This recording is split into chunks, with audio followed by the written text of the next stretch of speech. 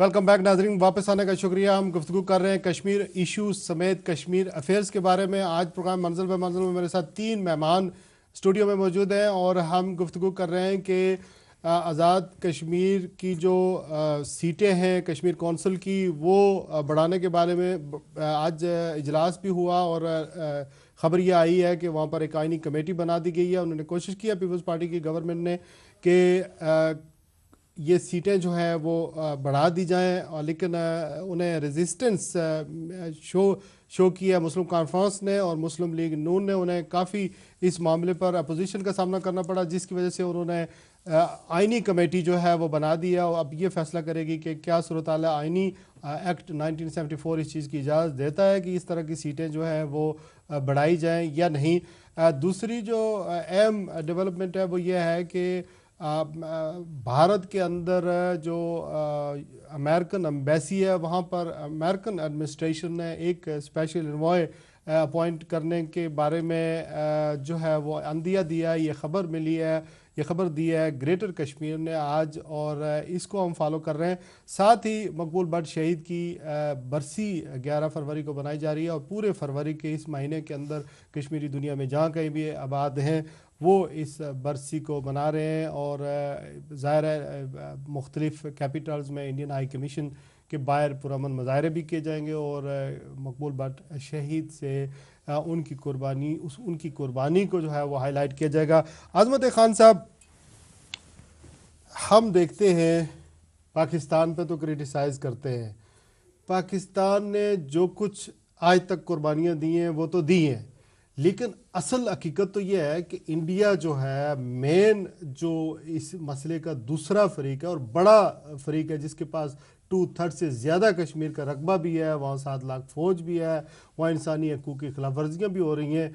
वहाँ से जो है वो कोई मूवमेंट नहीं होती है। वहाँ से हम देखते हैं कि जो इंडिया है उसका रवैया वैसे ही है जैसा पहले था। अब पाकिस्तान के कमज़ोर हालात से वो फ़ायदा भी उठा रहा है और दुनिया को ज़ाहिर है वो जो हम अपने यहाँ MPs की या लॉबी करते हैं उस वजह से भी। तो आपको क्या लगता है और मज़ीद इसमें क्या किया जा सकता है कि इंडिया हमारी बात सुने? देखिए शिराज साहब, असल में जो आज़ादी की तहरीक जो होती है वो कौमों की आज़ादी की तहरीक होती है, तो तब उसको रिकॉग्निशन मिलती है। अगर आप एक मुल्क के आज़ाद करने की बात करेंगे तो बाहर की दुनिया को सोचना पड़ेगा कि ये लोग हैं जो अपनी शनाख्त चाहते हैं। कश्मीरियों का जो शुरू से मामला मसला उल्टा रहा है। पहले 30 साल इस 1947 के बाद इस बहस में गुजर गए कि कश्मीरियों ने इलाहाक करना है या आज़ाद रहना है, और आज भी ये बहस चल रही है जो कि बाहर की दुनिया को कंफ्यूज करती है।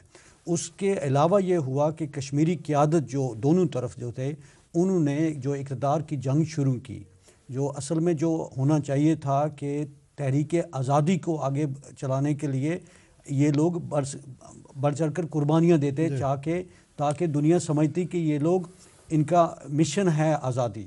हुआ ये कि उस तरफ भी और इस तरफ भी, उधर भारतीय हुकूमत के इंटरफेरेंस की वजह से, कंट्रोल की वजह से, इधर पाकिस्तानी हुकूमत के कंट्रोल की वजह से इक़्तिदार की जंग ऐसी चली जो आज तक चल रही है। और जो आपने अभी बात की कि असेंबली की सीटें बढ़ाई जा रही हैं, ये भी उस इक़्तिदार की जंग का हिस्सा है जो कि तहरीक आज़ादी के लिए कोई किसी किस्म का फ़ायदा नहीं होगा तो बल्कि कन्फ्यूजन पैदा होगी। सीटें तो सौदा होंगे, देखिए सौदा होगा, हाँ यही बात है, लोग अकोमोडेट होंगे, सौदेबाजी होगी और आज़ाद तो कश्मीर सिस्टम अब्यूज होगा ना। सिस्टम ये तो अब्यूज करने वाले हम लोग हैं। देखिए अगर मेरे पास पैसे आम हैं आदमी तो नहीं है। मैं देखिए आज़ाद कश्मीर, देखिए अगर आप कसूर तो लोगों का है। देखिए शिराज साहब, अगर आज़ाद कश्मीर असेंबली की तारीख देखें तो ये जब से इंटरम कॉन्स्टिट्यूशन 1974 से आज तक इंटरम कॉन्स्टिट्यूशन चल रहा है, इस असेंबली ने आज तक ऐसा कानून नहीं बनाया। कितनी हुकूमतें आई हैं, मुस्लिम कॉन्फ्रेंस की हुकूमत, पीपल्स पार्टी की, ये लोग इस काबिल नहीं कि अपने तौर पर ऐसा कानून बना सके जो कि उस इंटरम कॉन्स्टिट्यूशन को खत्म कर आप सके। क्या समझते हैं साहब, आप लीगल ये क्या किया इस असेंबली ने?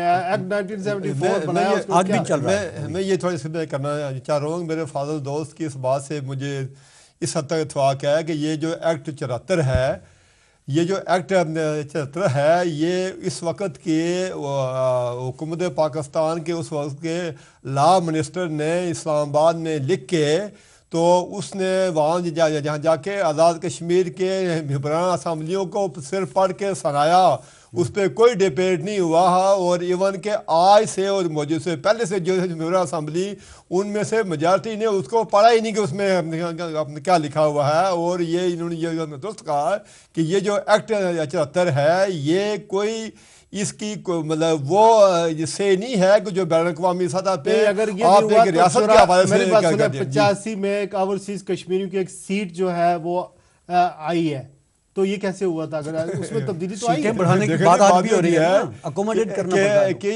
لیگل پوزیشن تو ہے نہیں، لیگل پوزیشنز کی وہ نہیں ہے کہ اس لیے کہ جو آپ اندازہ کیجیے اس بات سے کہ ایکٹ 74 اس وقت اعلان منسٹر نے لکھا ہے، اس کے بعد اس میں کوئی پراپر امینڈمنٹ نہیں کی گئی ہے. اور اس وقت آپ دیکھیں کہ اس ایکٹ 74 کی روشنی میں حکومت پاکستان کا کشمیر کونسل کا جوائنٹ سیکرٹری پوری آزاد حکومت کو چلا رہا ہے. آپ دیکھیں چیف سیکرٹری حکومت پاکستان کا ہے، آئی جی پی حکومت پاکستان کا ہے، فائنانس سیکرٹری حکومت پاکستان کا، آڈیٹر جنرل حکومت پاکستان کا ہے. اور ایون کہ جو ججز کی تقرری ہوتی ہے وہ کشمیر کونسل کا ایک سیکرٹری اس کو نام کرتا ہے. یہ غلطی کس کی؟ آزاد کشمیر کی حکومت کی، وزیر اعظم کی، صدور کی، وہاں کی، آزاد کشمیر کے لوگ؟ نہیں یہ بالکل میں سے کہتا ہوں، لیکن آزاد کشمیر کی جو نمائندہ لوگ ہیں جو ووٹ لے کے وہاں سے کہتے ہیں، میں سمجھتا ہوں جتنا ووٹ کا تقدس آزاد کشمیر کے جو ہمارے حکمرانوں نے پامال کیا ہے، اس اعتبار سے مقبوضہ کشمیر یہاں میں جو تقدس ووٹ کا تقدس پامال کیا گیا ہے وہ برابر ہے. اس دفعہ آپ دیکھیں کہ گن پوائنٹ پہ دیکھیں، نہیں سر میں اس پہ کروں گا، وہاں پہ بہت فرق ہے جی، یہ بات غلط ہے. گن پوائنٹ پہ ہوتا ہے الیکشن کرنے سے ہوتے ہیں. اس وقت اس حکومت یہ جو حکومت ابھی ہے، میں اس کو سمیٹ رہا ہوں کہ ابھی جو حکومت آزاد کشمیر ہے اس میں آپ اندازہ کیجئے کہ خالد ابراہیم جو جموں کشمیر پیپلز پارٹی کے صدر ہیں، انہوں نے خود کہا کہ جو میرے لیے جو ووٹ ڈالے گئے ہیں یہ میرے ووٹوں سے کہیں دونوں وجہ. یہ جو میں آپ کو کہتا ہوں کہ اس دفعہ آزاد کشمیر کے لوگوں کو ووٹ کا حق نہیں دیا گیا ہے، یہ تو ایک فراڈ ہے اور دھوکہ کیا گیا ہے. دیکھیں یہ بڑی غلط بات آپ دونوں نے کیا ہے کہ مقبوضہ کشمیر اور آزاد کشمیر کے الیکشن ایک جیسے ہوتے ہیں. جاوید عباسی سے کوائٹ رانگ، بالکل کوائٹ رانگ. مجھے شاہنواز صاحب سے لینا لیکن بات مکمل کریں. دعویٰ کرتے ہیں نا اس بات کا کہ مقبوضہ کشمیر میں لوگ وہ 8 لاکھ فوج موجود ہے، وہاں جب آپ دروازہ کھولتے ہیں ایک ووٹوں کی بات کی، میں اسی طرف آتا ہوں. ایک فوجی وہاں پہ کھڑا ہوتا ہے، آپ دروازہ کھولتے ہیں، آپ کا بچہ دیکھتا ہے 8 سال کا، اس پہ کیا اثر ہوتا ہے؟ آزاد کشمیر میں کسی بھی جگہ پاکستانی فوج کا کوئی آرمی کا کوئی آدمی آپ کو ایک دروازہ کے آ کے اس طرح نہیں کھڑا ہوگا، نہ ہی آپ کو اس طرح ٹریٹ کرے گا.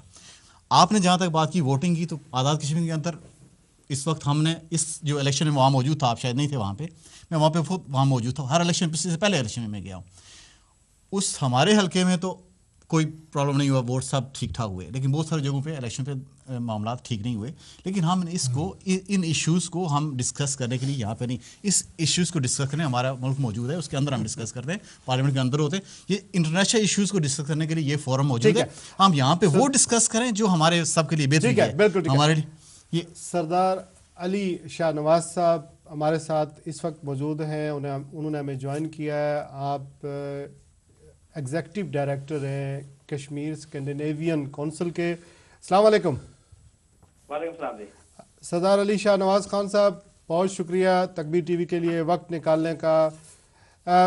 اس وقت ہم کشمیر ایشوز کے حوالے سے گفتگو کر رہے ہیں. آپ نے حال ہی میں امریکہ کا دورہ بھی کیا ہے اور سنا ہے اوباما صاحب کے اس ناشتے میں بھی آپ کو انوائٹ کیا گیا تھا، اور پھر ڈاکٹر غلام نبی فائی صاحب سے بھی آپ کی ملاقات ہوئی ہے، آپ ایک ڈیلیگیشن لے کر وہاں پر گئے تھے. تو سب سے پہلے تو آپ اپنی جو یہ کونسل ہے جو آپ نے ادارہ بنایا ہوا ہے ناروے کے اندر، ان ملکوں کے اندر جو کام ہو رہا ہے کشمیر کے حوالے سے، تھوڑا سا ہمیں اس کا جو رول ہے اس سے ذرا بریفلی اگر آپ پہلے ہمیں بتائیں، اس کے بعد آپ کے امریکہ کے دورے کی اور فائی صاحب سے ملاقات کا بھی حال سنیں گے. جی thank you very much for inviting me here today. میں آپ کا پینل جو ہے ان کا وہ دیکھ رہا تھا، پورا ڈیبیٹ سن رہا تھا. سب سے پہلے تو آپ مبارکباد کے مستحق ہیں کہ آپ اس طرح کے پروگرام جو ہے وہ کرتے ہیں. जहाँ तक हमारी ऑर्गेनाइजेशन का ताल्लुक है तो कश्मीर स्कैंडिनेवियन काउंसिल जो है वो 2000 में बनी थी। ये दुनिया का शायद दूसरा मुल्क था इंग्लैंड के बाद जहाँ फ्रेंड्स ऑफ कश्मीर या कश्मीर कमेटी जो है उसका वजूद हमारे अमल में आया था। उसके बाद ब्रसेल्स में और दूसरे ममालिक में भी ये एक्सरसाइज की गई। तो बुनियादी तौर पर इसका यही मकसद था जिसके लिए सारे लोग मेहमान जो आपके बैठे वो भी यही बात कर रहे हैं कि इंटरनेशनल लेवल पे जो कश्मीर में तहरीक आज़ादी है उसके लिए हमायत हासिल की जाए।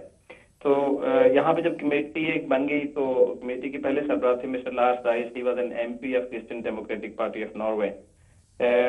उन्होंने एक तगोदो की और फिर सारी ये ऑल पार्टीज कॉन्फ्रेंस थी। और खुशी की बात यह है कि जितनी भी यहाँ पे पार्टीज हैं parliamentary, we have 8 parliamentary parties, तो 8 सबके सब उसमें रिप्रेजेंटेशन उस वक्त भी थी और आज भी है।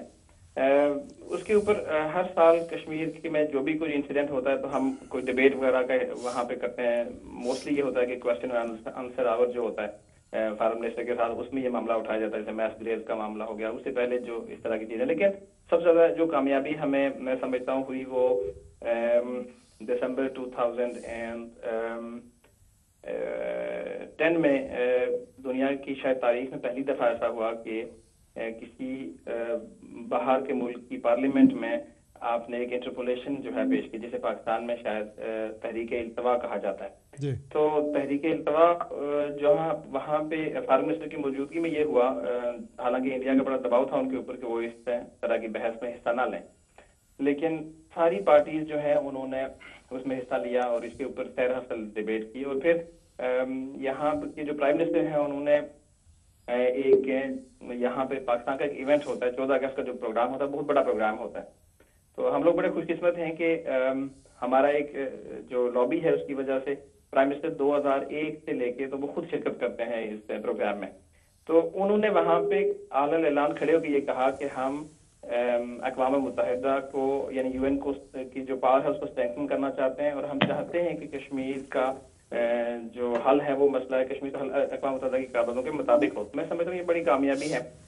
उसके अलावा पार्लियामेंट में जो भी वहाँ पे इवेंट होता है, जैसे मैस ग्रेव्स का मैंने जिक्र किया, तो उसके ऊपर हमने डिबेट करवाई। फिर यहाँ की जो हुकूमत है वो उनसे इंडिया के साथ ये मामला बाज़ औक़ात जो है जब भी उनको मौका मिलता है तो वो उठाते रहते हैं। जी, अच्छा ये फरमाइएगा कि जो आपने अभी अमेरिका का दौरा किया, गुलाम नबी फ़ाइज़ साहब से भी आपकी मुलाकात हुई है, उसकी क्या तफसीलात हैं? आपको किस तरह इनवाइट किया गया है? सदर ओबामा के उस डेलीगेशन में, उस नाश्ते पर भी आप गए हैं, तो किस तरह ये मुमकिन हुआ? जी, वहाँ पे मैं काफ़ी दफ़ा गया हूँ। मुझे इनवाइट किया था एक्चुअली 2000 में जब नॉर्वे में क्रिश्चियन डेमोक्रेटिक पार्टी की हुकूमत की, तो उनके जो प्राइम मिनिस्टर थे बोंदेविक, तो मैंने उनके लिए इलेक्शन कैंपेन यहाँ पे की थी और मैंने उनके साथ कुछ ऐसा काम भी किया as a honorary adviser to the prime minister of Norway. तो उनके साथ एक दफ़ा जब वो वहाँ पे अमेरिका गए तो मुझे साथ ले गए। तो वहाँ पे उसके बाद ऐसा हुआ कि उन लोगों ने मुझे हर साल इनवाइट करना शुरू कर दिया। बेसिकली एक इंटरफेथ एक उसका एक होता है, एक इजलास होता है वहाँ पे, जहाँ अमेरिका के प्रेसिडेंट और उनकी जितनी भी एडमिनिस्ट्रेशन है वो सारे वहाँ मौजूद होते हैं। और उसके अलावा दुनिया के 100 से ज़्यादा मुल्कों के डेलीगेट्स वहाँ पे होते हैं, ऑफिशियल्स होते हैं, बड़े बड़े जो NGOs हैं उनके लोग होते हैं। तो उसमें मुझे इनवाइट किया जाता है हर साल। और बेसिकली मेरा काम वहाँ पे एक तो इंटरफेथ है वहाँ पे, चूँकि ईसाइयों की आपको पता है अमेरिका में तो एक रिलीजन की एक ग्रिप है वहाँ पे, तो ईसा इस्लाम के हवाले से भी वो बात करते हैं। तो मैंने जब पहली दफा मैं वहाँ पे गया तो मैंने कहा कि I may have some reservations with Christians but I have absolutely no problem with Jesus.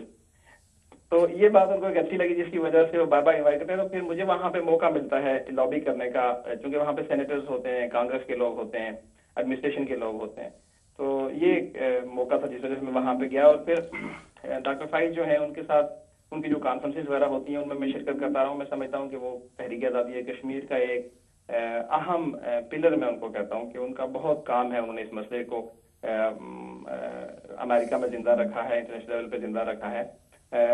बेशुमार लोगों को उनसे इख्तिलाफात हो सकते हैं, मुझे भी शायद कुछ इख्तिलाफ हों उनके काम करने के तरीकाकार के साथ, लेकिन उनकी शख्सियत जो है उसे शायद ही कोई इनकार कर सकता हो सेंसिबली के उनका कंट्रीब्यूशन नहीं है।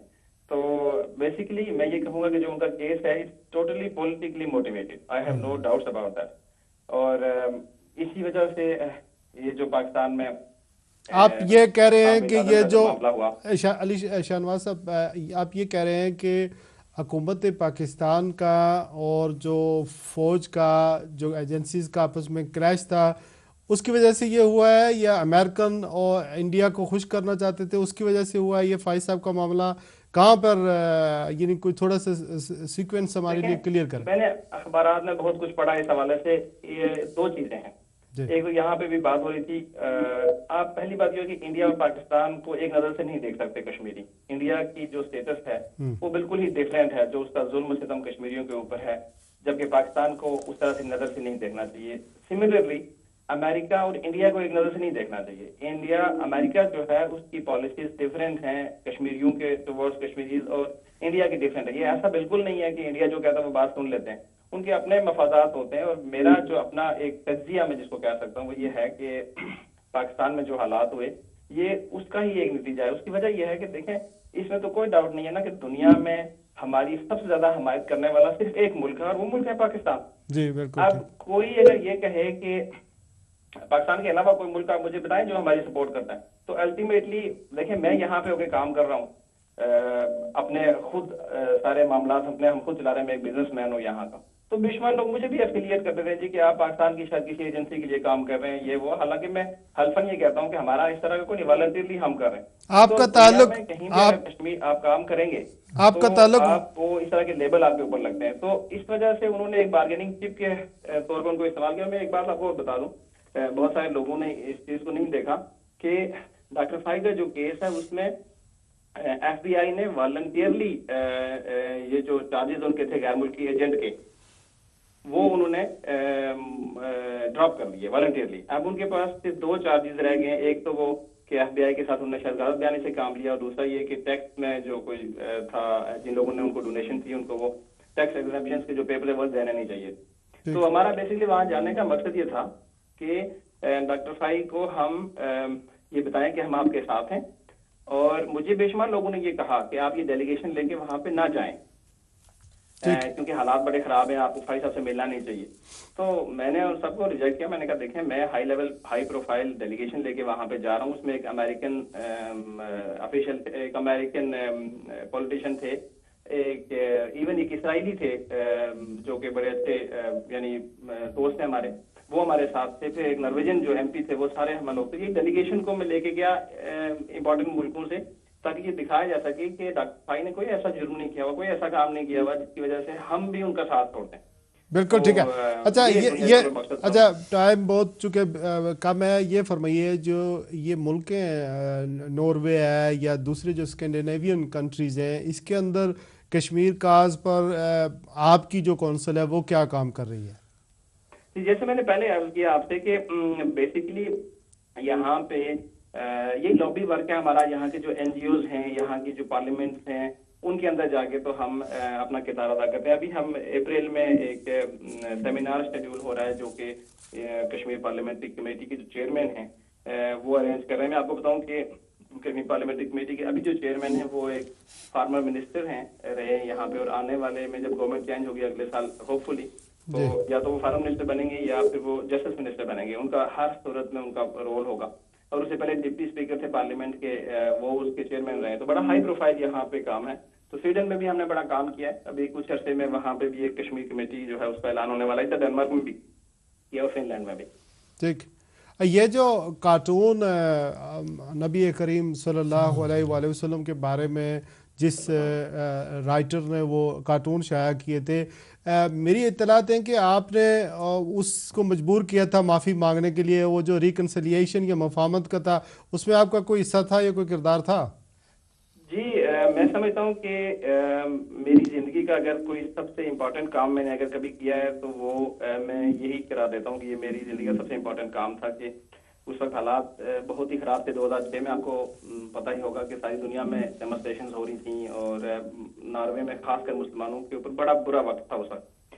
तो एक लंबी ये दास्तान है, लेकिन मैंने उसे कायल किया बेसिकली कि हम یعنی آپ کی وجہ سے ایک ڈسکشن ہو رہی ہے پوری دنیا میں. تو he was a man of faith, he was also Christian faith کا ساتھ تعلق تھا. تو میں نے اس کو بہت کچھ اپنے حوالے سے, اپنے مذہب کے حوالے سے تھا پھر, لیکن فائنلی میں نے اسے کہا کہ آپ حضرت عیسیٰ علیہ السلام جن کو آپ مانتے ہو, آپ ان سے کونسل سیکھ کرو. اگر وہ آپ کو یہ بتاتی ہے ان کی تعلیمات کہ آپ اس کو جاری رکھو تو جاری رکھو.